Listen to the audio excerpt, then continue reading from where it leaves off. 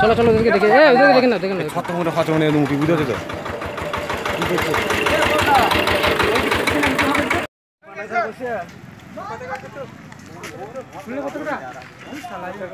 সঞ্জয়কে পাঠিয়ে দেবে না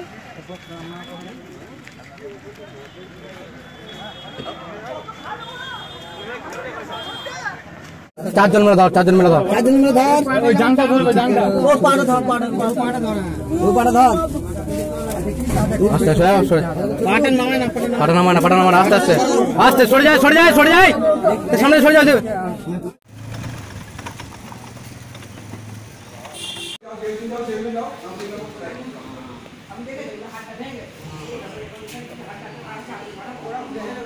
এমার্জেন্সির সামনে আছে একবার ওকে অ্যাডমিট করাচ্ছি পাটা একবার পাটা ভেঙে গেছে তুমি এমার্জেন্সি চলে এসে সার্জিক্যালে নিয়ে যাচ্ছ এখন এমার্জেন্সি সাংবাদিকরা সব লাইভ দিচ্ছে একবার গাড়ি জোর একবার কি একটা করে দেখো স্যার আমাকে বাঁচাতে যে দাদার ছেলে বেশি করে মার খেয়ে এই ফাইলটা তুমি অনলাইনে রেডি করো ঠিক আছে হাতটা রেডি করো পাতো স্যার অনলাইনে রেডি করো পাতো স্যার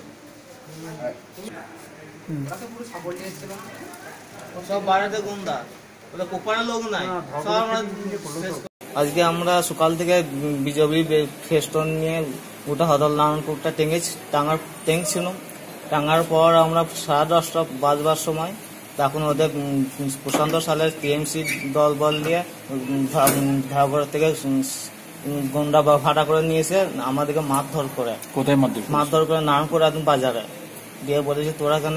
আপনার বাড়ি কোথায়? আমার বাড়িতে হদল নারায়ণপুর ধোয়াপাড়ায়। আর কজন ছিলেন আমরা ছিলাম প্রায় 1-200 জন ছিলাম।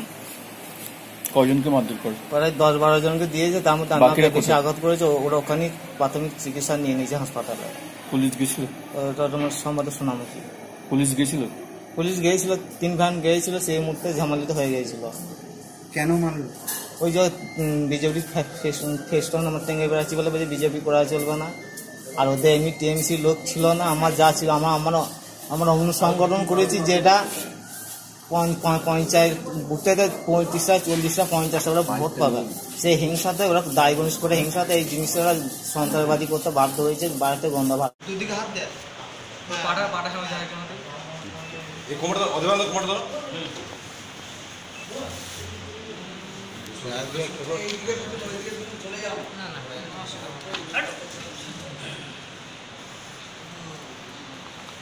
বলছি চেষ্টা করছি। খুব গুরুতর আহত, ওনাকে বাঁকুড়া মেডিকেল কলেজে রেফার করা হয়েছে। পাটা ঘুরে গেছে।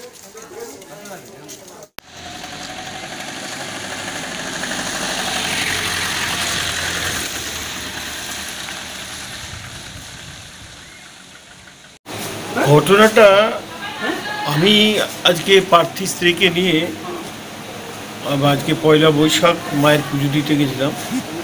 পার্থ স্যার থেকে ফোন এলো যে আমাদের লোকদের ঘিরে মারা হচ্ছে। তারপরে খবর পেলাম যে একজনকার পা ভেঙে দিয়েছে এবং ওরা আরও জমায়েত হয়েছে।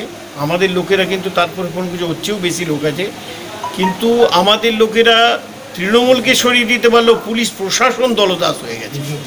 এখন মমতা ব্যানার্জির তার তৃণমূলের কোনো ওয়ার্কার নেই, ওরা গোষ্ঠীদ্বন্দ্বে একবারে অস্থির হয়ে গেছে। এখন গোটা পুলিশ প্রশাসন দলদাস হয়ে তৃণমূলের পক্ষে কাজ করছে এবং এই নির্বাচনটা পুলিশ প্রহসনে পরিণত করছে। অভিযোগ করছেন? নিঃসন্দেহে। অভিযোগ কি করেছেন? অভিযোগ করতে যাচ্ছে, এই তো এলাম আমি এই মাত্র। কতজন আহত হয়েছেন আপনার কি করবেন? আয়োজন কতজন হয়েছে? 9 থেকে 10 জন হয়েছে।